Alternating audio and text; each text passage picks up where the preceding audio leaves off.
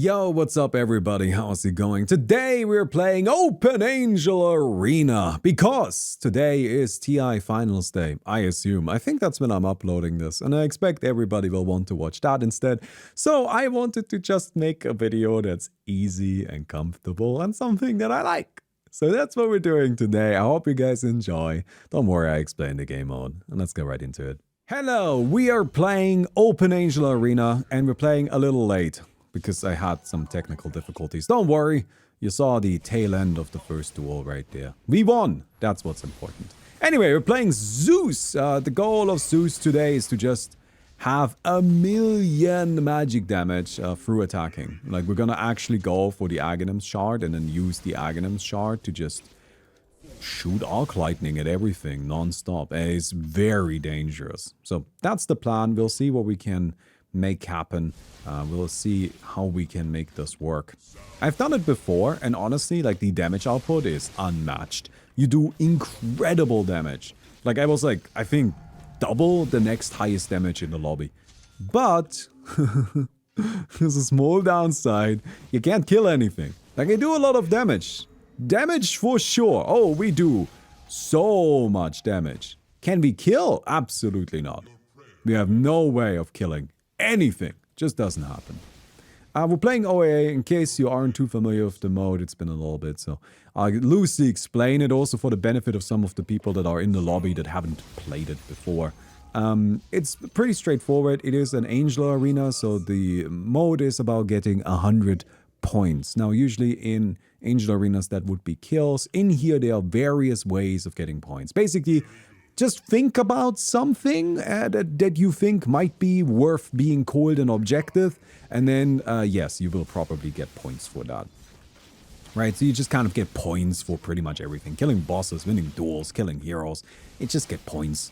And then whoever gets to the score limit, which isn't 100 by default, but is 46 right now, then if you get to the score limit, then you win. So that's kind of like a big goal for everybody, is get to the score limit as quickly and early as possible. Do we want to get a hand of, not a hand of mice, sorry. Do we want to get a Manta Star? I think we do want to get a Manta Star, right? Like, that just sounds like a bit of fun. Let's get a Manta Star, why not? Now, the score limit is dynamic and can change in various ways. So just because it is 46 right now doesn't mean it'll stay 46 for the entire game. In fact, it'll with certainty change. I mean, I will change it. I will increase it as soon as I can. So there's just a couple of ways to do that, right? Then there are a couple of things to do on a map. There's farming. You want to farm creeps. Ideally, you want to farm outside of your base, like the spider's not doing. But you don't really want to farm in the base. You want to farm outside of the base. You want to stop the opponents from farming. There are bosses on the map, which are on the minimap. You can see these little ones right now. If you kill a boss, then you unlock what's called upgrade cores. And, well, actually, you first get upgrade points, which are down there. And then you can use these in the shop to buy upgrade cores. So you can see when I want to upgrade my Manta Star, I need upgrade core 1, which costs upgrade points. Does that make sense? So higher tier bosses, oh, sorry. After you kill a boss, they respawn stronger and in a new tier. So they just, I kill a tier 1 boss, next up is a tier 2 that respawns, you kill the tier 2, then a tier 3 respawns, and it just kind of keeps scaling in that way. Higher tier bosses give you higher tier cores, so there's a benefit to that as well. Ideally, you want to have a nice balance between the bosses that you kill and the money that you farm, right? Like, if you find yourself with too much gold, but not enough cores, then you probably should be killing more bosses. And then if you find yourself with too many boss cores, but not enough gold, then you should probably be farming a bit more. So it's all about that balance. All right. And there we go. Get a little hit in. Nice. Yeah, cores are basically just a secondary resource. Growth bow. Let's go. Big money. All right. Discount becomes available in 6 minutes. All right. No rush, no rush, no rush. Okay. So we'll grab ourselves this Manta Star as soon as we can. I'm not sure if that's a good idea, but that's what I'm doing anyway. Next up, we definitely want a Hurricane Pike. Hey, look, we're fully leaning into this. This is the entire strategy. I'm not getting any damage other than this. I might get an MKB just to guarantee my attacks hit. Does my attack need to actually hit? Chat, how does the Zeus lightning bolt work? Does my attack need to properly connect for it to count? Or is it okay if it just like is thrown out? I think it needs to actually hit, right? Like I do need an MKB. Not entirely sure. Alright. Just go ahead and come in here. And yeah, at the end of the day, it's an Angel Arena. It's a mode that's about scaling. It's a mode that's about becoming really, really powerful as quickly as you can. And about having more money than your opponents. And maybe not running into Venomancers. That's maybe... It's a mode about that too. Alright, we've got ourselves a Dragon Lance. Good, good, good, good, good. Ooh, Toast is already doing a boss. Well, that's pretty nice. That's pretty early. So this is arguably too early because we don't really have the money to actually, you know, use this, but that's okay. So you can see we've killed the boss. It drops this circle. So after boss is killed, you can still contest it. You only get the reward if you capture the circle. If an opponent steps into it, then the circle doesn't capture. And then you can see down here, we now have 2 core points. All right? And we can use these 2 core points to buy ourselves stuff. So we can come in here and you can see now I've bought an upgrade core. And then I can upgrade to powerful treads. Which is an upgrade for power treads. And every item in the game has upgrades. And many items have also side grades. So you might be wondering, for example, like, why can't I just buy a refresher? That's because Refresher Orb is a tier 4 item. You first have to buy Octarine Core and upgrade Octarine Core a bunch, and then you can side grade into a Refresher Orb. That's just how it works. So there's also a lot of custom items. And they are all some nonsense. Oh, this is not mine. I'll send it back. Yeah.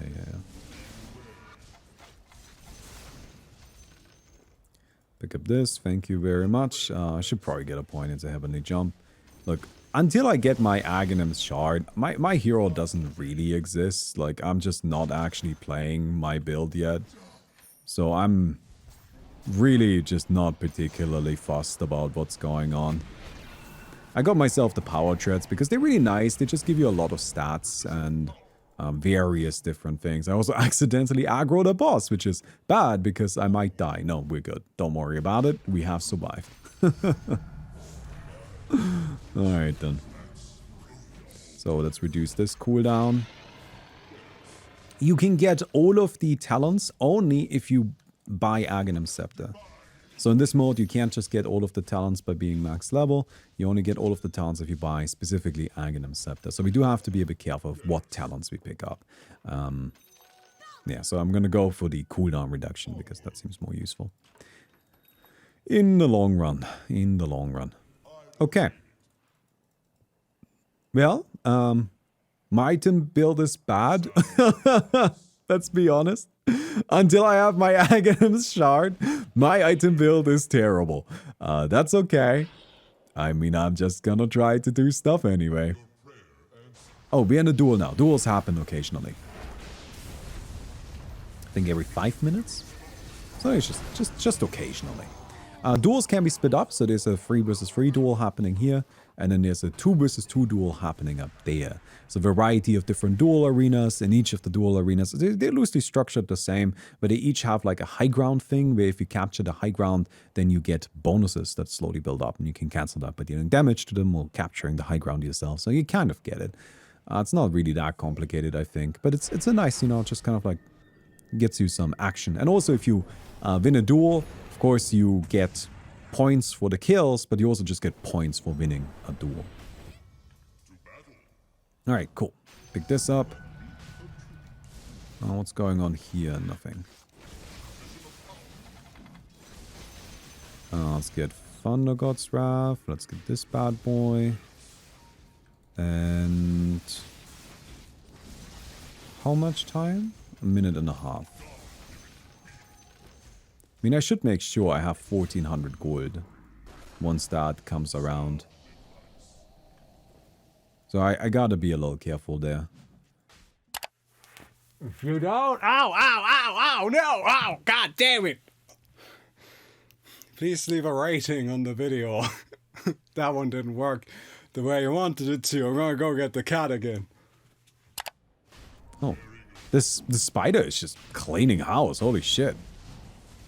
Toast just flexing the knowledge today. Look at that. Yeah, Toast actually plays the game. Let's go. Alright. Not really? No? Okay, alright. You just like food. Well then. Let's pick up the heavenly jump. Oh, there's a situation. To be honest, I don't think I can do anything here. So I'm just probably just gonna die. Like, I'm probably just gonna die. Yeah. Oh, capture points happen every once in a while. Capture points are just like capture points. You can capture them and you will get a core out of it. So they are usually worth going for. And we can click this to extend the score limit. So you can see I've now extended the score limit. Because that's something that we want to do.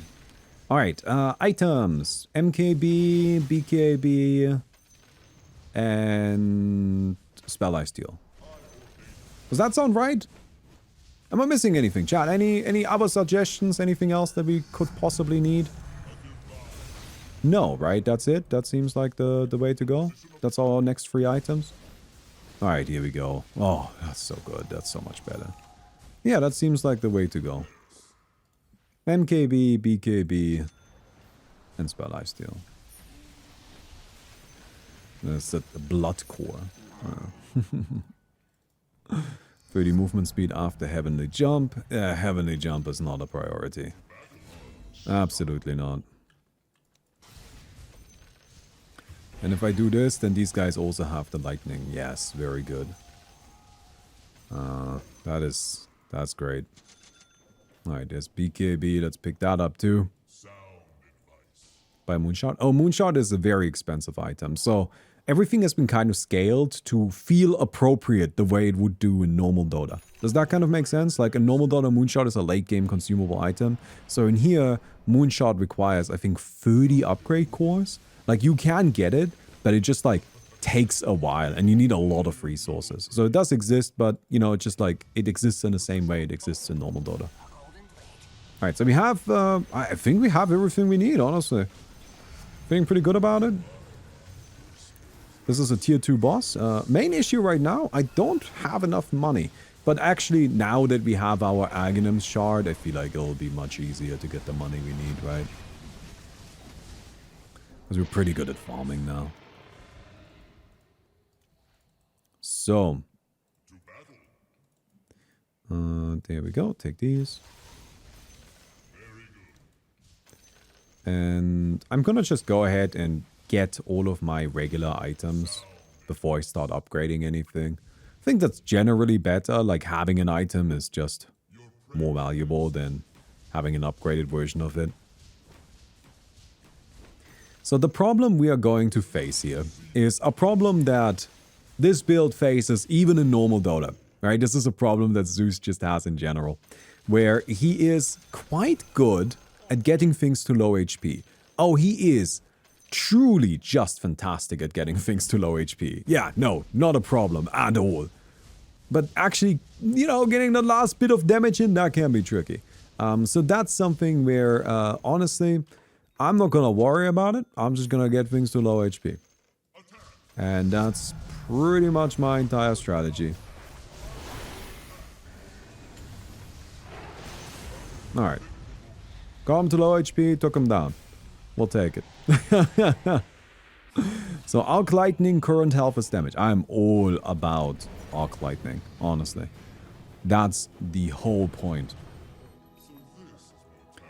And so we'll definitely get that. And then now it's time to upgrade. So every tier 1 upgrade costs 1500 gold.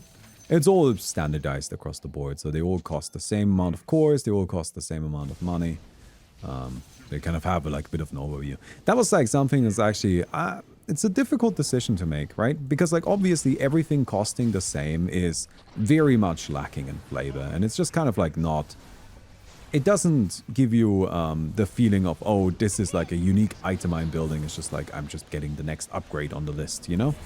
And in a way, that is exactly what we're doing, so that's fine. Ooh, let's go, Zeus! Let's fucking go, buddy! I don't know, it wasn't enough. But my team is coming in now. Oh, I feel like I actually did a lot of damage. Oh, we sure did a lot of damage. Yeah, that wasn't too bad. Alright, upgrade this. Upgrade this. But then you have to ask yourself, well, we have a lot of upgrades, right? Like a lot of them. Because like every item is getting upgraded. So past a certain point, is it more important that things feel flavorful or that they feel comprehensible? Because that's actually like, I think flavor in video games is crucial to the overall enjoyment of it. And this is actually something that I think a lot of like, you know, armchair game designers. Sorry, that sounds mean, but like, what else do you call people on Reddit, you know? That's something that I think a lot of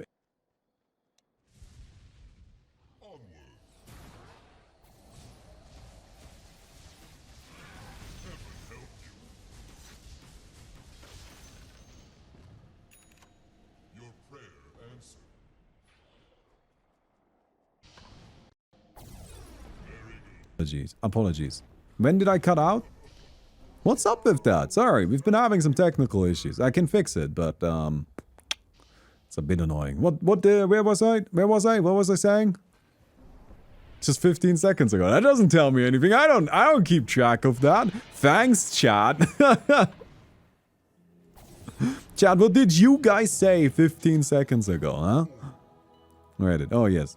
I think it's something a lot of like, kind of like armchair game designers get a little wrong. Where, you know, they try and separate flavor and gameplay, but really it's the same thing. And I think that you need to tie these two together in your design, the way that they are going to be tied together in the player's experience with the game, right? But there's one thing where I am willing to surrender flavor, if that makes sense. One thing that I think takes precedent actually even over that. And that is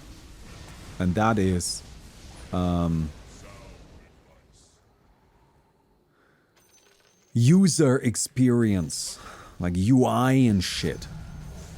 Just buttons, clicking buttons, understanding how the game works, tutorials, that kind of stuff, right?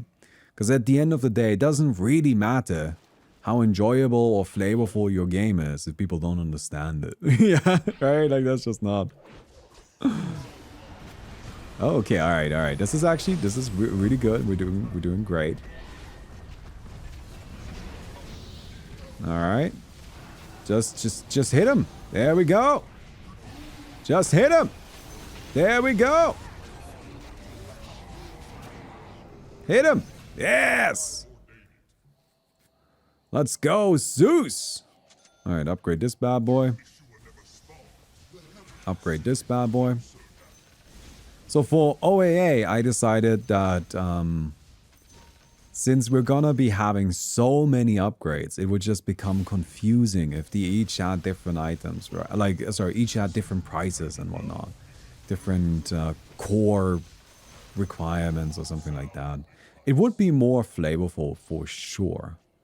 But at the end of the day, it's more important that the players understand what's happening and that they can, like, you know, kind of wrap their mind around it a bit easier. At least that was my logic. Whether or not that's sound, I guess, is up to you. Alright, let's get ourselves this Manta style upgraded. Yes. Illusions, friends. Illusions. I gotta figure out what's up with my microphone, though. There's just been some issues. My computer as a whole has been dying again. This is just something that happens with me, honestly. My computers are always in disarray. It's probably because my computers is really just my computer. My ship of Theseus computer. Yeah, I built a computer like 10 years ago, and I've just been swapping parts in and out forever. Like, there's really nothing left of the original computer. Like, everything has been replaced at this point.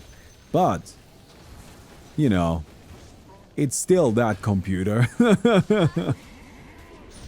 That's actually not true. One Thesoix component is the case. I still have the original case, like, that I've had for years and years and years. I just never, like, I don't know. It didn't feel like a thing worth replacing, you know? Why would I need to replace the case? The case is fine. The case didn't do nothing wrong.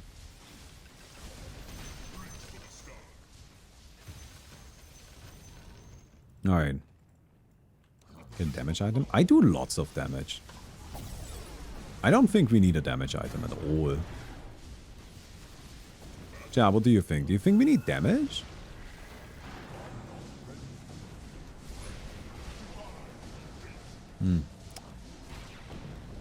I think we're fine on damage. That's not my worry whatsoever. That was a tier 3. But we do need tier 3s. Well, actually, that's not true. I still have my BKB that needs to be upgraded. So we upgrade the BKB. And then we upgrade our boots. It might be weird to upgrade boots first. It may not initially make sense. But keep in mind, everything scales for late game. So power treads too scale for late game. And they're just nice. Like, they give us a lot of stuff. Look at this.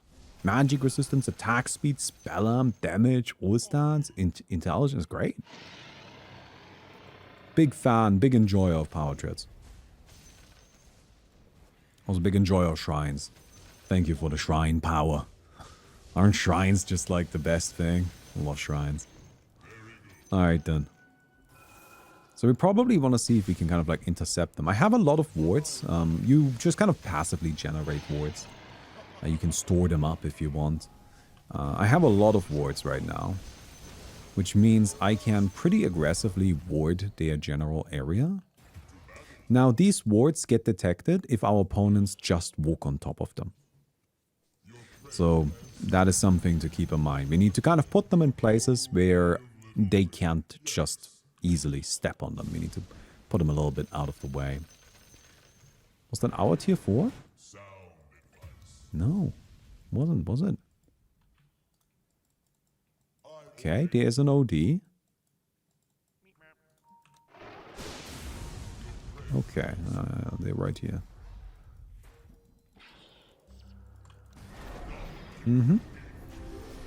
There's Omni Knight. Oh yeah, you're very dead. Sorry, buddy. Probably best to disengage for now. That's good, actually. Getting the boss pulled. Nice. Yeah. Sick.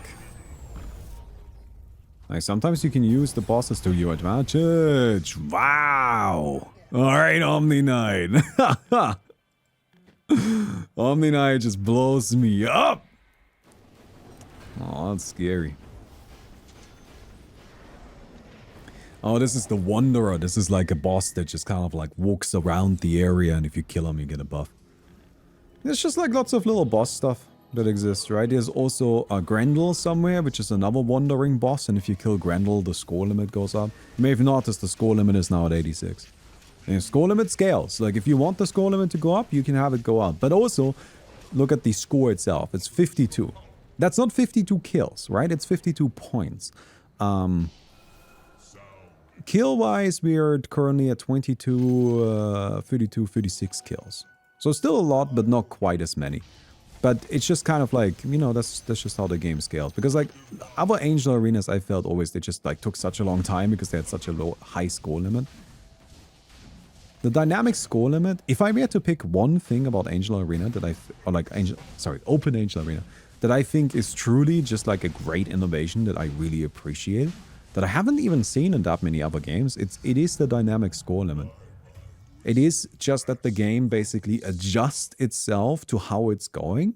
And if the teams decide that they want it to be a longer match, they can make it so, right? But also, if a team wants to like force a quick, fast game, then they have that option as well. It kind of comes down to just how it plays out in each individual game.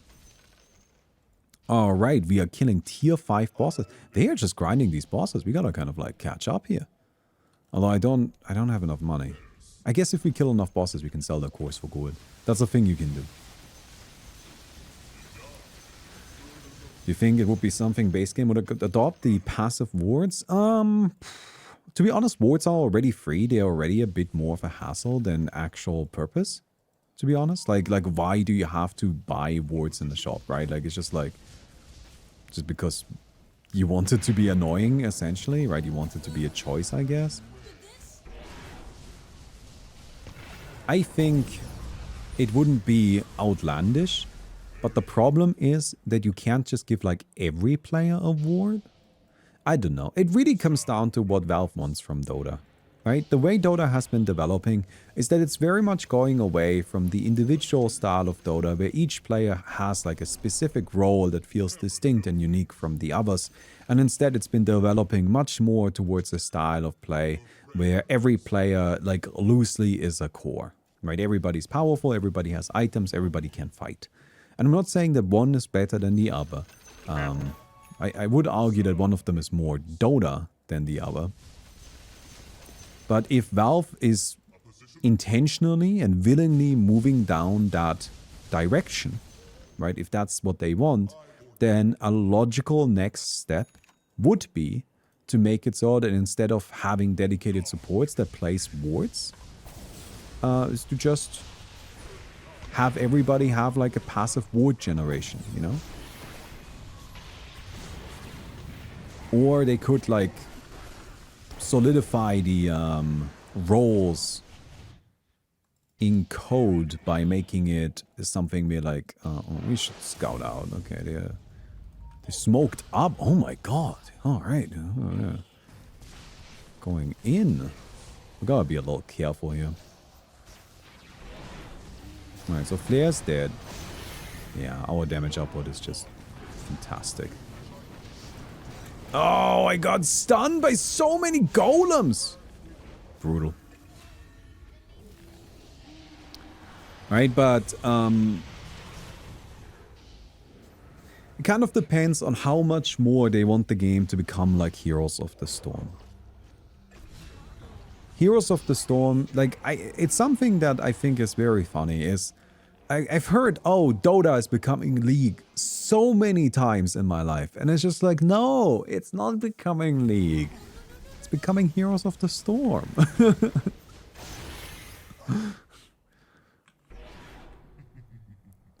Alright.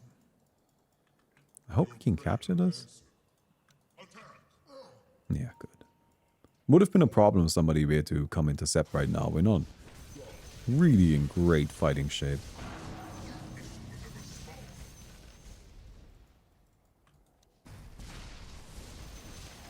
So we'll take down these guys. And then we'll pick up here. So we have way too much gold now, so I'm just gonna go ahead and sell some core points, turn them into money. Oh, sorry, we have way too many core points and way too little money. Ugh, language. Speaking is hard. Alright. Take down these guys. And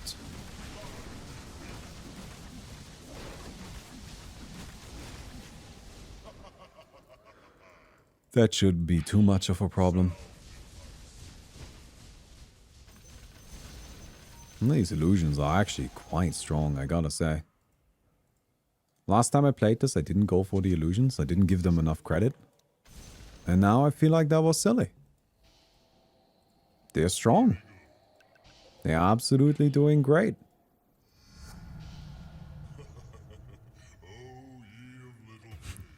So long. Wait, it doesn't even go that far. Oh. Oh no, the distance is always 500. I thought for a second it was going to be a 1200 leap. No, no, no. Alright, we should scout out where they are. Alright, they're doing a boss back there. We can probably intercept this right now.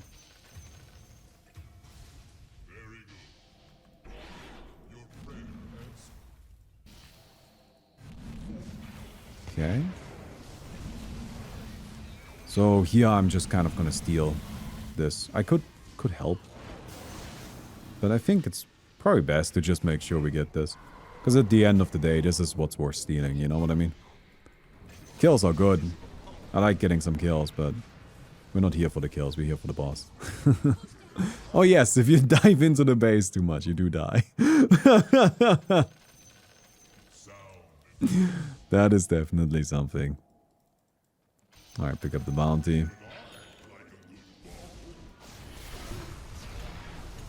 Alright, this time, friends, you didn't perma-stun me.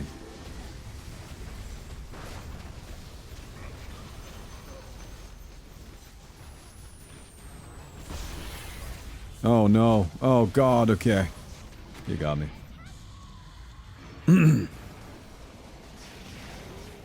You got me.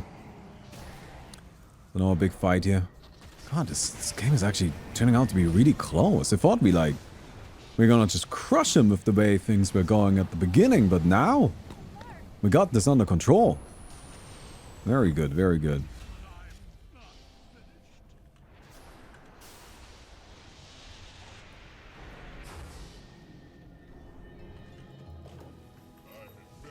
Alright.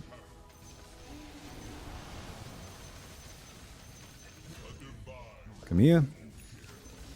I gotta get more items. What do we want to upgrade first? Probably... I need to maximize my damage. What gives me the most attack speed? This is 10 extra attack speed. This is 20. Yeah, let's get the Hurricane Pike upgraded.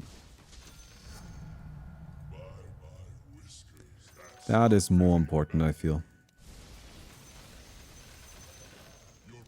So, looking kind of at this mode now, we've been playing it occasionally, and what kind of stands out to me, what I think is the biggest problem with it, I really like a lot of the core mechanics, but I don't like the map very much. The map isn't terrible, but I think what it doesn't do a very good job with is it doesn't really funnel conflict, and it doesn't really let you avoid conflict, which is weird, right? Like, aren't those contradictory desires? And it's like, not really. So the map doesn't really let you... Like, basically, conflict only happens if the teams actively seek it out. And once it does happen, it's really difficult for the opposing team to really avoid it. And that's, I think, a bit of a problem. That's something where, like, I think for normal Dota, like, that could be okay. But for something like this, you want to give people a bit more freedom. So I'm not entirely sure what the exact solution to this problem is. I haven't done the necessary design work for it. But I do think that it's an interesting problem. Alright, let's get this. Next up, attack speed. Well, I think I'll actually just get this now. More survivability is good. Oh, we killed another boss in the meantime. Oh, that's nice. Oh, these guys are kind of strong. Alright, we need to... Let's just go ahead and scout out with the ad. Alright, they're not really doing anything. Oh god. I do so much damage, like I instantly trigger aggro. The bosses only trigger aggro after they've taken a certain amount of damage. So they're not supposed to just like instantly freak out at you like this. But because my damage output is so high, I can't even hit them a single time.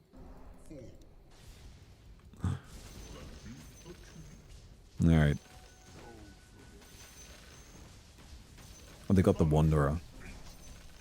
So the Wanderer is a boss that will give you, again, it will give you a bit of a buff. So it's a pretty worthwhile target to go for. Alright, cool. Well, we have all of our items upgraded. So at this stage, there is this bonus shop over here, where you can come in here and you can buy yourself some unique items. They are available here in the basics. Moonshard would be really nice, I think. And then there's some consumables you can get. We can also still consume an Aghanim Scepter. That requires a bunch of cores. So there's still some upgrading to go, but like honestly, we are mostly-ish done. Oh, fast hex, but it's fine. Oh, okay. Wow, we're really committing to this. Yeah, the hex, but... Ah, man. Alright. We need 30 for these, right? So I'm definitely gonna pick that up first. I care about the attack speed a lot. Oh, Weaver, careful. Oh yeah, the Monkey King Bar isn't upgraded yet, you're right. I think I'll probably get the Moonshot first though.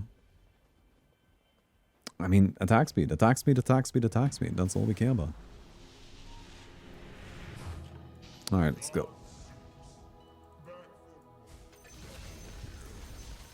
I don't really have enough money. Anyway. Alright, there's the situation.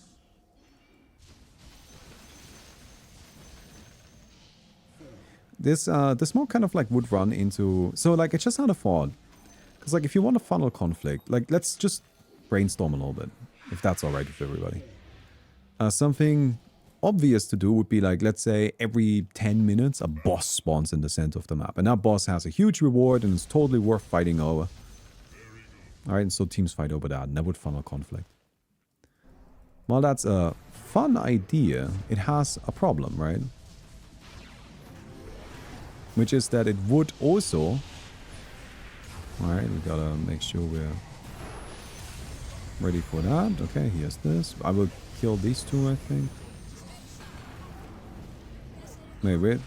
There's the water.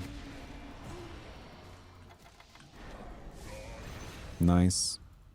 It would then also lead to more snowbally games, right? Because now a team goes into the center, wins that fight, and then gets the reward. So they kind of get double the reward. Which is a similar problem that Dota actually has right now, which is kind of funny, right? Because in Dota at the moment, you take the Torment, like you can snowball really heavily by taking Tormentor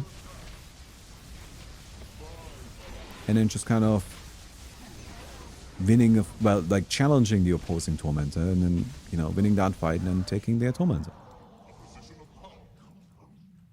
So I wonder what the solution to that would be. Like, how do you...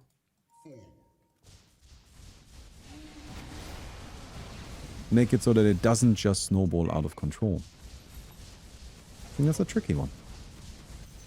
Yeah, attack speed. Fucking love attack speed.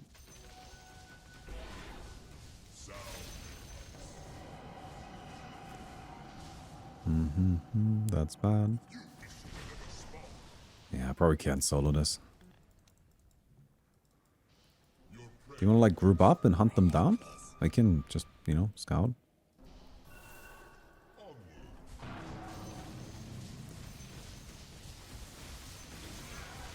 How do you create an objective that is worth fighting over, but doesn't immediately end the game? How do you get people to stop? Like, how do you get people to engage with each other without them just getting too far ahead? Like, if this was a different game, let's say something like Overwatch, you could easily create an objective that is worth fighting over, right? But the reward wouldn't be gold. The reward would be a way towards victory.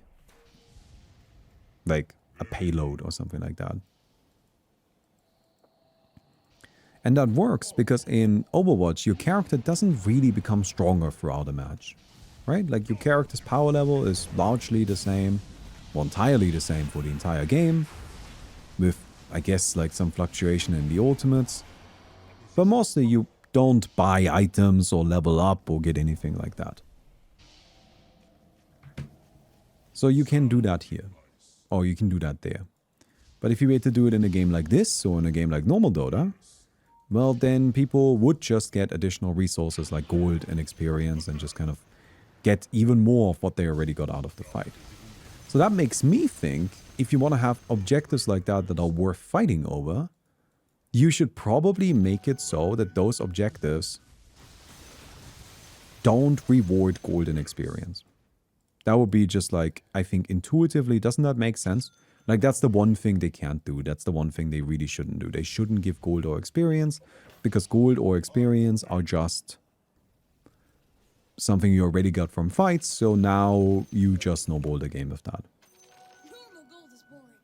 What it should also probably be is it should be functioning as a way for the losing team to maybe make something happen. You know what I mean? Not like automatically get a free comeback or anything like that, but just be given the chance at it. And how do you do that? How would you go about doing that? I think what you would do there is you would want the reward of the game, the reward of the objective, to be something that is worth it and is a risk in a way, right? That requires risks to be taken. Because a losing team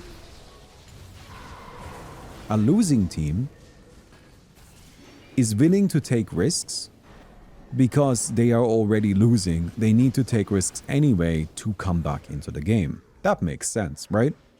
And a winning team, they might not be incredibly willing to take risks, but they might not want to give their opponent the opportunity for that risky power play. So by forcing them into risk, you would then create opportunity for exciting moments. Now, what would be the problem with that kind of thinking? What would be the problem with that kind of logic? Well, the problem here would be that immediately it kind of takes agency away from the players, right? It tells the players, you have to be here to do that. And then afterwards, you have to take a risk. I don't know if I like that very much. So I wonder what like a solution to that would be. And I don't really know. But this is kind of like, by the way, this is what it looks like for me. Like, if I have to do any sort of design work, this is the process. Just kind of repeatedly ask yourself questions and try to explain through them. And we die. We've got the dash. Alright, so we didn't die. Ooh, final duel. Okay, we have 96 points. If we win this duel, we win the game. If we lose this duel, then the game continues and the score limit is increased. Oh, my ultimate is on cooldown. Ultimates don't get refreshed. It's because Enigma was broken.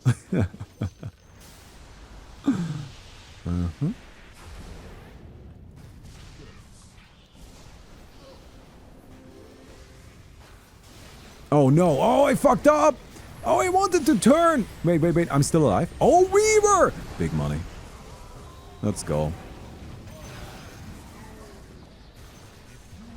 Yeah, but I still messed up. I wanted to turn down and jump up the cliff. Oh, they won it. They got it. They got it. Oh, no. I mean, maybe Invoker can 1 versus 4, but it seems unlikely. Yeah, that's the problem, right? Like, I can get people low. It would be very nice to have my ultimate, because that's just a flat 10% damage, right? 1500 damage is also not that bad. That's actually quite a lot. Right, people only have like 10,000 HP, so 15% damage is... Oh no, oh god, leave me alone. Oh, crap. Okay, I'll probably die. I'm next to the... Oh, I guess that doesn't count. Yeah, anyway.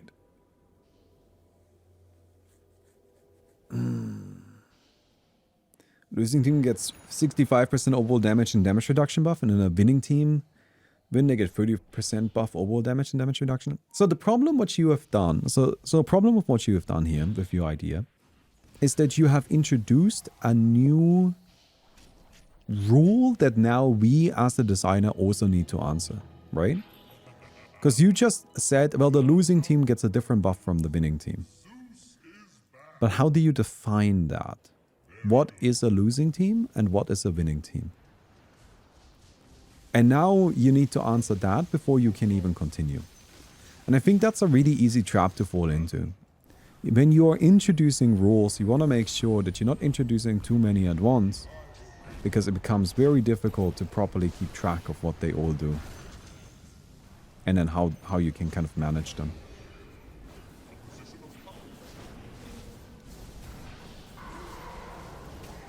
Hello.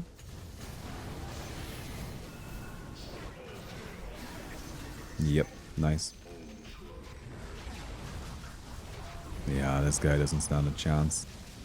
I just bought an item and consumable, which is the hybrid elixir. Every time I deal physical damage, I will deal bonus magic damage. And every time I deal magical damage, I will deal bonus physical damage. Which is fun, because I deal a lot of both. Axe. Oh yes, good call. We definitely want the Aghanim Scepter. Definitely. So now we can also afford it. Not quite. We still need a couple core points. Oh, tier 5s. Yes. I wonder if we can get anything. I still have my growth bow. I didn't even check the other neutral items. Is there a different neutral item that would be better than growth bow? I don't think so. I don't think it exists. That's just it's a very balanced item they added there. A very balanced tier 2 item right there. Hello.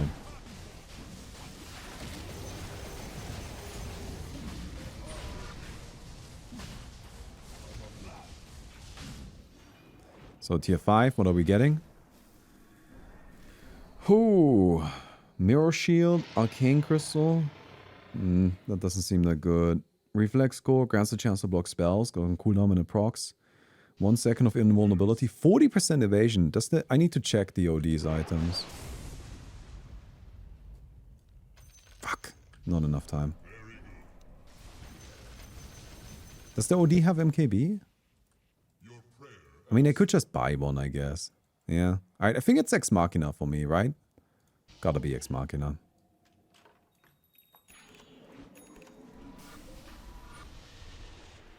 Alright, finish up this. We have our Nimbus Cloud, which isn't gonna be the most damage ever, and it's very easy to kill because people have, you know, pretty powerful attack speed.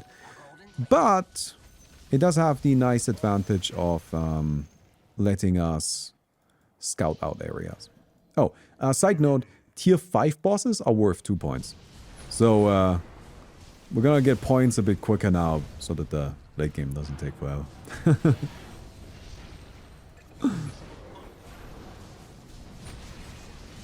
Alright, down you go.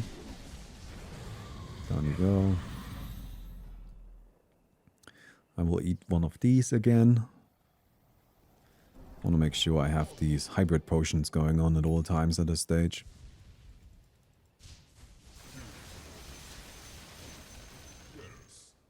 Oh, they don't hear. Friends? Oh, hello.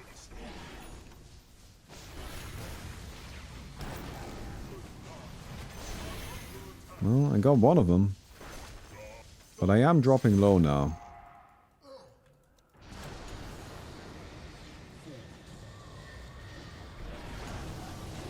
Alright, we're healing. We're healing a lot. Yeah, good.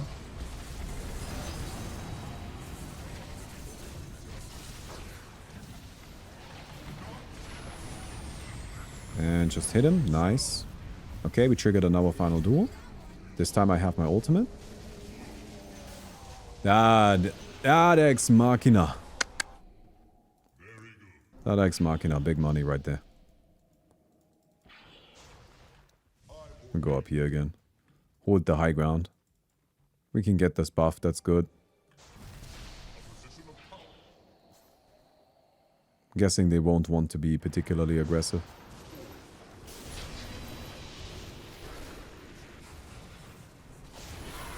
Okay, Broodmother's down, that's not so good. Just kind of go in. Oh, I got hexed, that's not so good, but BKB, come on.